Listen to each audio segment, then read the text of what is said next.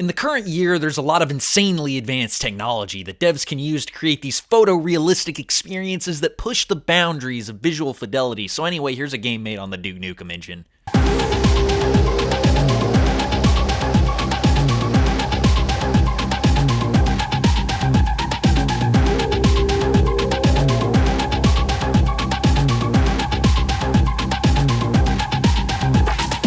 Yeah, graphics are kind of stupid, and all that stuff does is make the games run worse anyway. When it comes to technological advancement in video games, I'm fairly reactionary, pining for the return to the Gilded Age of 2D sprites and dithered and warping 3D textures. The jump to higher resolutions and the never-ending chase for better graphics has resulted in our exiling from the digital Garden of Eden. The industry has lost the mandate of heaven and is now resigned to technologically overambitious but creatively barren projects with bloated budgets, bloated development times, and bloated teams. It's in these dark times, though, that certain enlightened individuals reject graphical modernity and embrace technological tradition in order to deliver an experience unvarnished by 20-plus years of tech debt and high-resolution texture and audio files that balloon the file size to 12 terabytes.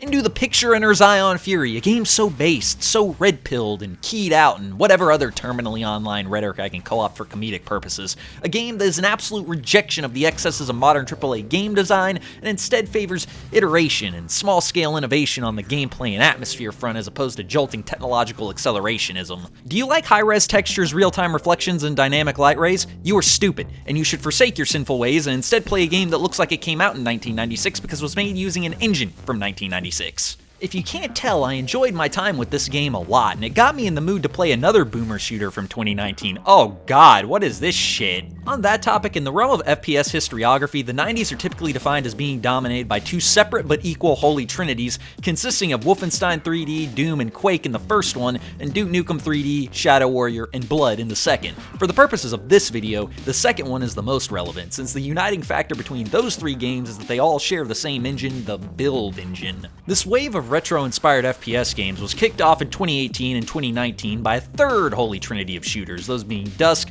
the Medieval, and today's game, Ion Fury. The main selling point of Ion Fury is its much more direct historical connection to the shooters of old. Whereas Dusk was heavily inspired by Quake, and Medieval took a lot of cues from Heretic, Ion Fury is not just heavily inspired by the aforementioned second holy trinity, but even shares an engine with them.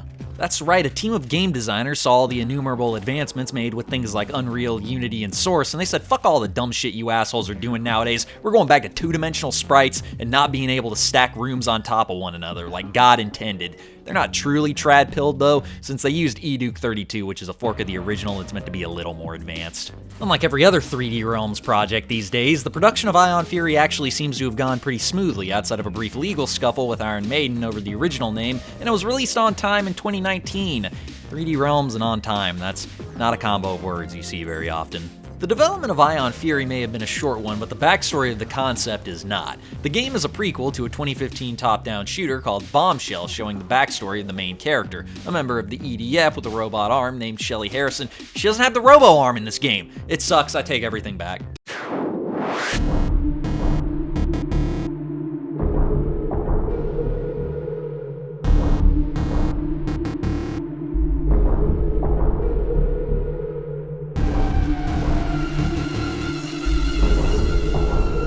The character's history actually goes back even further than that. During the production of Duke Nukem Forever, she was conceived as a secondary protagonist who would frequently accompany Duke on his adventures. For whatever reason, she was cut from the final product during one of its many internal reboots, and as such was never copyrighted and would later be resurrected for that other game I just talked about. So basically you can in some sense look at Ion Fury as a kind of long-lost Duke Nukem spin-off that was resurrected from the dead and brought to completion.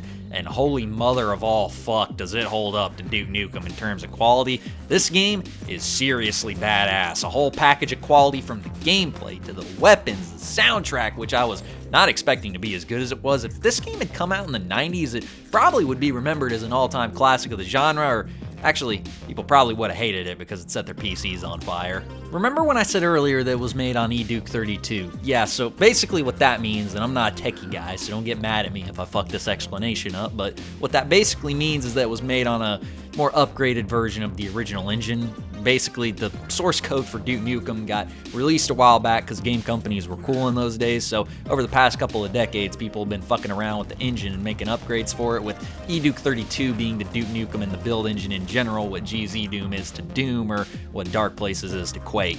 The biggest and most noticeable difference this makes is that most of the levels in Ion Fury are like a billion times bigger than the ones from Duke 3D. That's what I mean when I say it would have set people's computers on fire. Old CPUs would not have been able to run this shit. I made a big deal about this game not being as graphically advanced as other recent titles, but the real truth of the matter is that graphical fidelity isn't synonymous with artistic appeal, since the game looks great visually because the art style turns the graphical limitations of the build engine into a tool rather than a hindrance. This is called being a good game designer. Pay attention, everyone, it's becoming a lost art these days. I can talk about the visuals in this thing forever, but at this point in the video, it might be pertinent to talk about the world and story that those visuals are meant to convey. As stated earlier, this game is a prequel to Bombshell, and talks about an earlier scenario in the life of an EDF soldier named Shelly Harrison, who's getting wasted at the club one night before a transhumanist cult attacked Washington, D.C., and now she's got to venture out and set some bitches straight. From there, you fight your way across a cyberpunk depiction of Washington, D.C. and battle all manner of post-human cyborgs and monstrosities in order to find and defeat Dr. Haskell, the leader of said cult, who was also voiced by that guy who said the thing about bubblegum and ass. First main order of business is to talk about the levels. The game is divided into 3 episodes, or more appropriately 3 mega levels, that are divided up into smaller subsections. Unlike a lot of other boomer shooters, you don't get a completion screen until the end of an episode. Level completions are signified by a subtle loading screen and an instant start of the next section. This gives the game an almost quasi-Half-Life feel, with an almost completely continuous journey across each area that helps to keep the gameplay flowing. Also, the end-of-level stat screen reminds me a lot of Resident Evil, which is a pretty cool homage to a game from a completely different genre. So with the theming of the episodes, you've got the first set of levels that are set in the cyberpunk metropolis of Washington, D.C. Right from the start, you've got some really visually impressive levels that showcase how much this game takes the build engine to its absolute limits. You also get a demonstration of how fucking bad I am at platforming.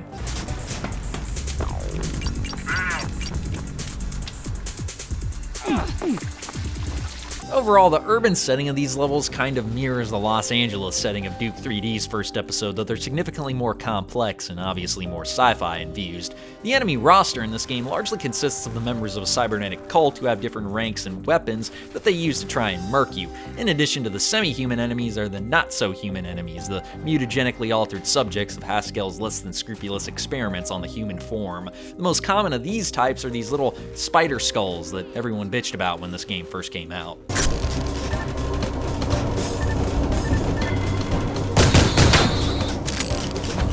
Episode 2 opts for a more subterranean setting and is largely confined to subways, sewers, and other various underground industrial facilities that have been redirected from their prior municipal purposes and reworked to accommodate a group of mechanically modified militants. While these episodes lack the visual flair and technical impressiveness of the first section, I still really like them because of how tightly designed they are. The close quarters means that combat moves fast, and they manage to make navigating them relatively straightforward and simple, in contrast to a problem that this level type ran into in older shooters, where they were often labyrinthine and confusing, which is a kind of level design I'm not very fond of. Episode 3 returns the prior technical ambition with a wilderness setting, where you fight through the countryside of either Virginia or Maryland.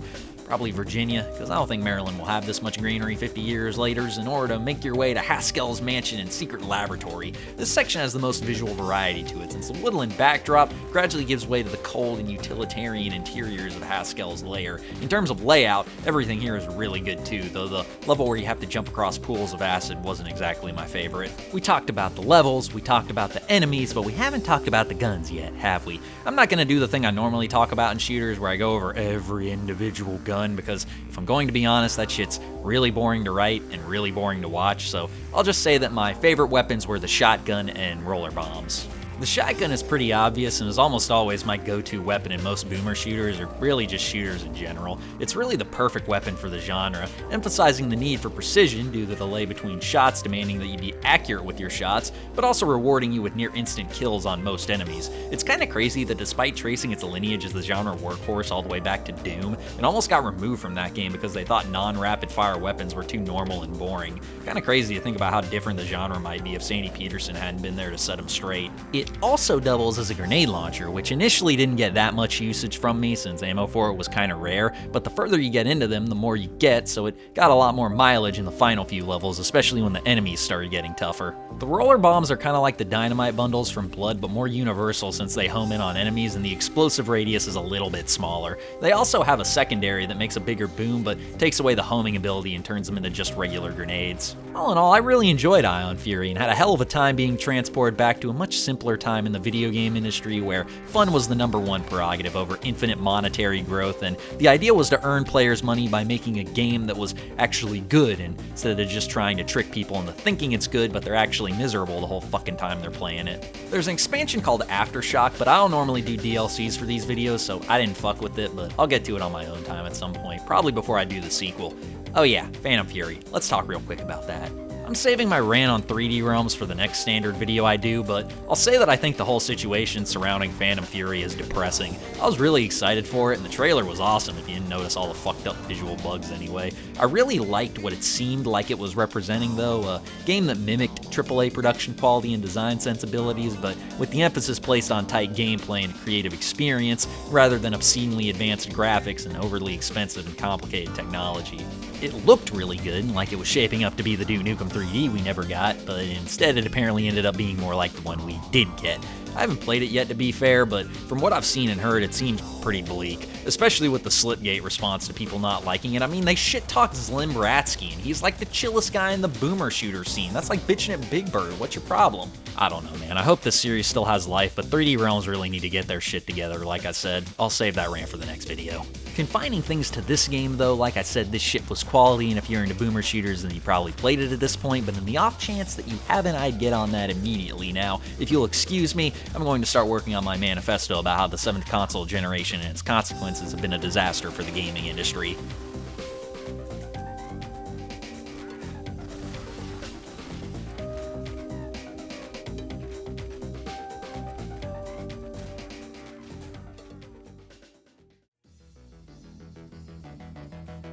Hey everybody, that was Ion Fury for this video, and I do want to say here at the end that this is probably going to be the last video for a bit.